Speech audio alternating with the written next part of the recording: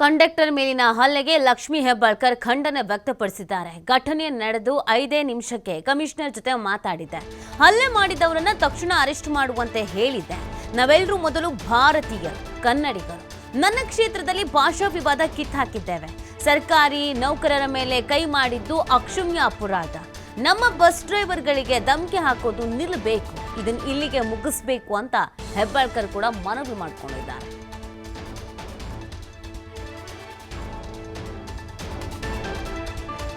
ನೋಡಿ, ಇದು ರಾಜಕೀಯ ನಾಯಕರುಗಳು ಒಬ್ಬೊಬ್ಬರೇ ರಿಯಾಕ್ಷನ್ಸ್ ಅನ್ನ ಕೊಡ್ತಾ ಇದ್ದಾರೆ. ಹಾಗೆಯೇ ಲಕ್ಷ್ಮಿ ಹೆಬ್ಬಾಳ್ಕರ್ ಅವರು ಕೂಡ ಇದಕ್ಕೆ ಸಂಬಂಧಪಟ್ಟಂತೆ ಮಾತನಾಡಿದ್ದಾರೆ.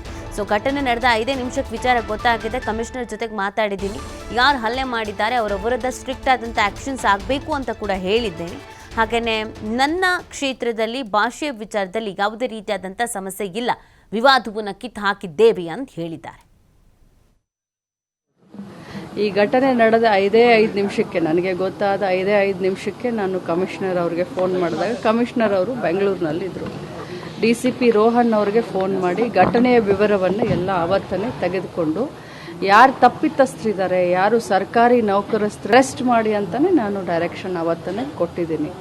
ಅದರ ಜೊತೆಯಲ್ಲಿ ಇವತ್ತು ಎಲ್ಲರೂ ನಾವು ಸ್ವರಾಜ್ಯದ ಬಗ್ಗೆ ಮಾತನಾಡ್ತೀವಿ. ನಾವೆಲ್ಲರೂ ಮೊದಲು ಭಾರತೀಯರು, ಕನ್ನಡಿಗರು. 50 ವರ್ಷದ ಸುವರ್ಣ ಮಹೋತ್ಸವವನ್ನು ನಾವು ಬಹಳ ಹೆಮ್ಮೆಯಿಂದ ನಾವು ರಾಜ್ಯ ಸರ್ಕಾರ ಆಗಿರಬಹುದು ನಾವೆಲ್ಲರೂ ಸೇರಿಕೊಂಡು ಆಚರಣೆ ಮಾಡಿದ್ದೀವಿ.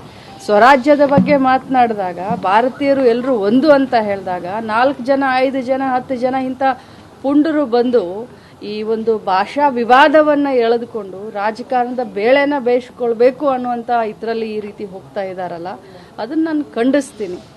ಇಲ್ಲಿ ಎಲ್ಲರೂ ಗೌರವದಿಂದ ಬಹಳಷ್ಟು ಇದರಿಂದ ನಾವು ಭ್ರಾತೃತ್ವದ ದೃಷ್ಟಿಯಿಂದ ನಾವು ಇಲ್ಲಿದ್ದೀವಿ.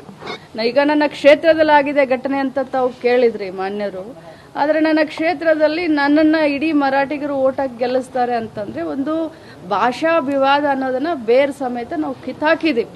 ಇವತ್ತು ಸರ್ಕಾರಿ ನೌಕರಸ್ಥರು, ಅದರಲ್ಲೂ ಕೂಡ ಯಾರವರು, ಅವರು ಟ್ರಾನ್ಸ್ಪೋರ್ಟೇಷನ್ದವ್ರು ಇರ್ಬೋದು, ಪೊಲೀಸ್ ಇಲಾಖೆಯವರು ಇರ್ಬೋದು, ಅಥವಾ ನಮ್ಮ ಹೆಲ್ತ್ ಇಲಾಖೆಯವರು ಇರ್ಬೋದು, ಇದು ಯಾರು ಕಿಡಿಗೇಡಿಗಳಿದ್ದಾರೆ, ಯಾರು ಈ ಘಟನೆಯಲ್ಲಿ ಯಾರು ತಪ್ಪಿತಸ್ಥರಿದ್ದಾರೆ ಅವ್ರ ಮೇಲೆ ಶಿಕ್ಷೆ ಆಗೋ ರೀತಿ ನಾವೆಲ್ಲರೂ ಕೂಡ ನೋಡ್ಕೊಳ್ಬೇಕು. ನೋಡಿ, ಮೊದಲನೇದಾಗಿ ಇಂಥ ಘಟನೆಗಳನ್ನು ನಾನು ಅತ್ಯಂತ ಕಠಿಣ ಶಬ್ದಗಳಿಂದ ಖಂಡಿಸ್ತೀನಿ.